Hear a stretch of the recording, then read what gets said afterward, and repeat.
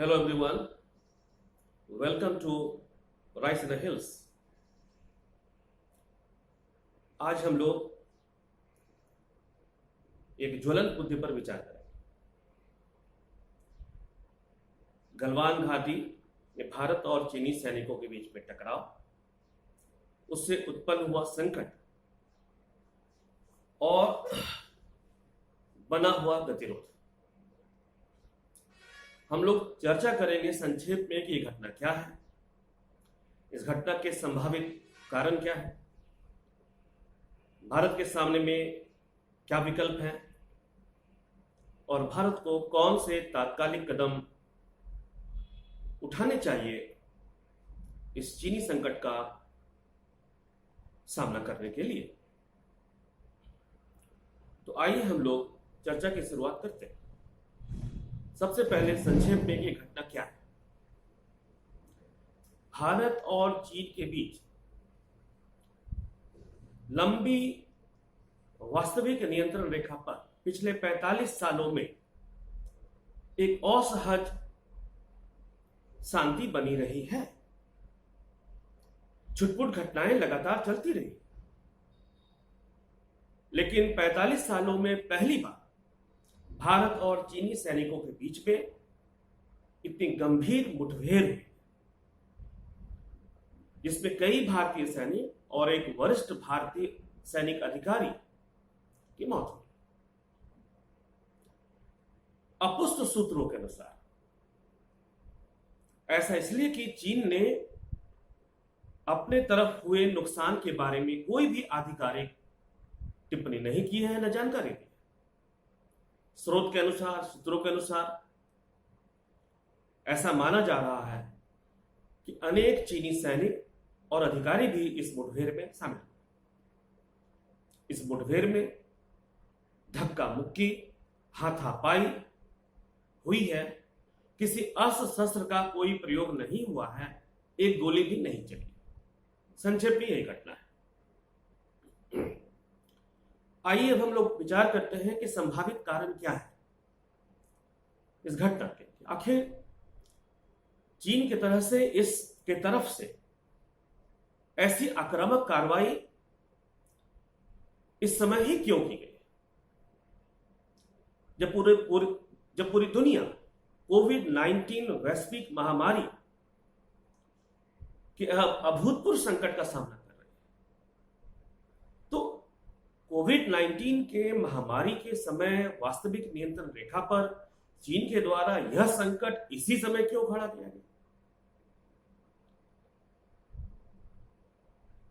आइए इस पर विचार करते हैं।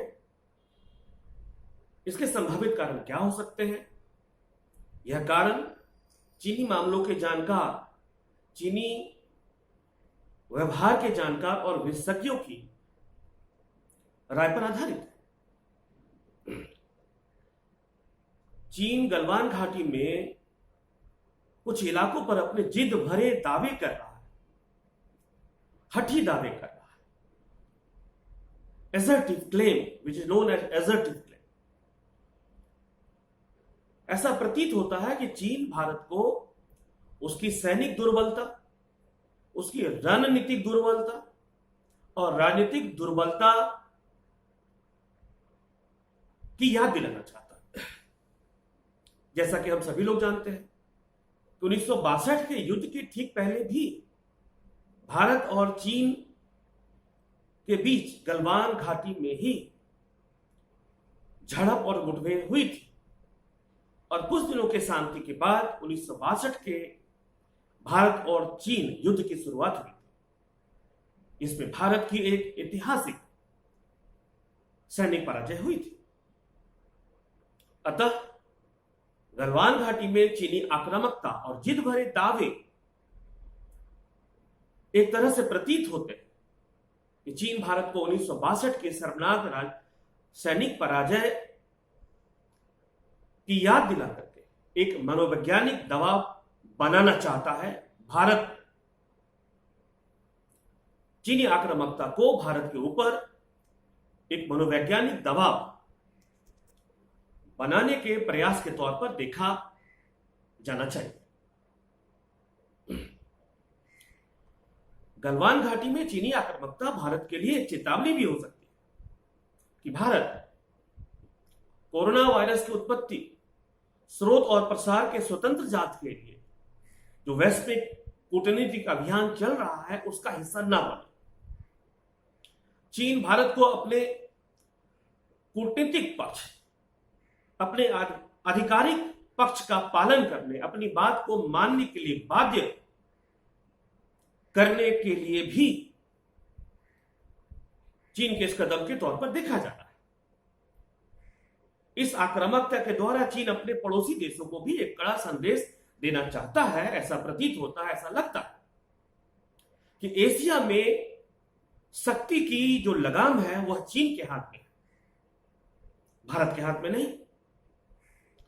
और यह संदेश चीन देना चाहता है एशिया में सारे पड़ोसी देशों और अन्य देशों को कि चीन के विरोध में सर उठाने की कोई हिम्मत ना करे।